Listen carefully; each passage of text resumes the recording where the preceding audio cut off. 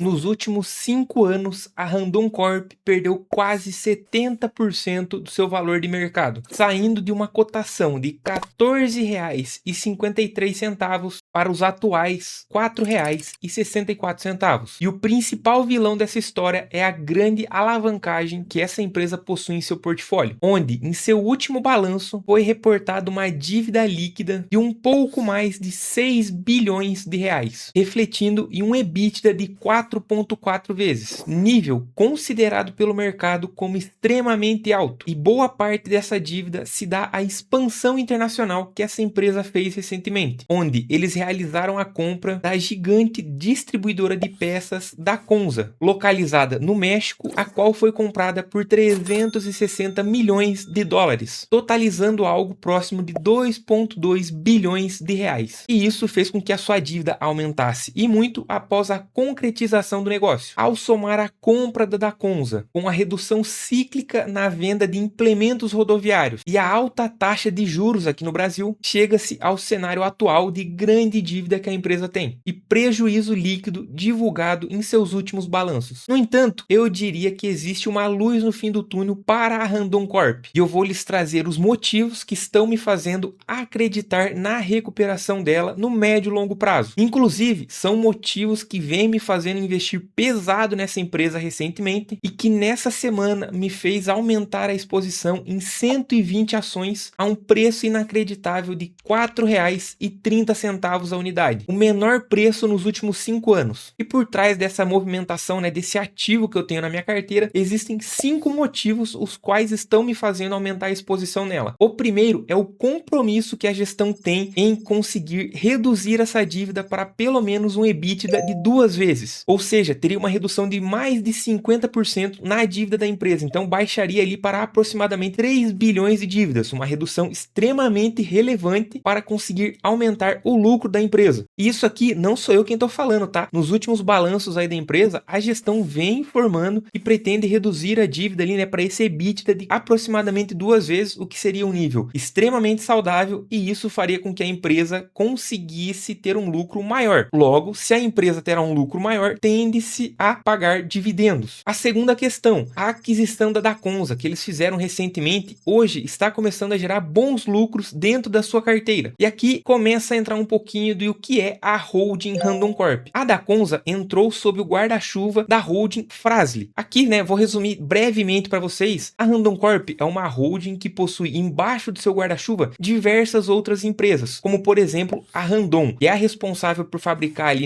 implementos rodoviários, ou seja, fazem a produção das carretas. Também existe dentro desse guarda-chuva a Fras-le Mobility, que é outra holding responsável aí por diversas marcas aqui do mercado brasileiro, e a Dacomsa entrou justamente abaixo do guarda-chuva da Fras-le Mobility. E hoje ela vem representando cerca de 30% do lucro da empresa, ou seja, foi um investimento gigantesco ali de mais de 2 bilhões de reais. No entanto, ela vem entregando um lucro muito bom dentro do balanço que a empresa divulgou recentemente. Então, esse bom retorno que a empresa está gerando vai ajudar ali, indiretamente a reduzir a dívida que a Randon Corp possui hoje em seu portfólio. O terceiro ponto é o ciclo de venda de carretas aqui no Brasil, onde nos últimos tempos, devido aos altos juros e ao cenário do agronegócio que não se encontra nos seus melhores tempos, vem passando aí por algumas dificuldades. Muitos agricultores estão extremamente endividados. É o período aí, ano passado, 2025 e agora em 2026, o maior número de empresas vem pedindo recuperação judicial devido ao alto nível de alavancagem que essas empresas têm. Então, estamos em um ciclo de baixa na compra de implementos rodoviários, visto que o juros está alto, o agricultor não tem dinheiro, as cooperativas não têm dinheiro, então eles não estão investindo pesado na renovação de frota de carretas, e isso faz com que o lucro da empresa reduza. No entanto, este cenário mudando,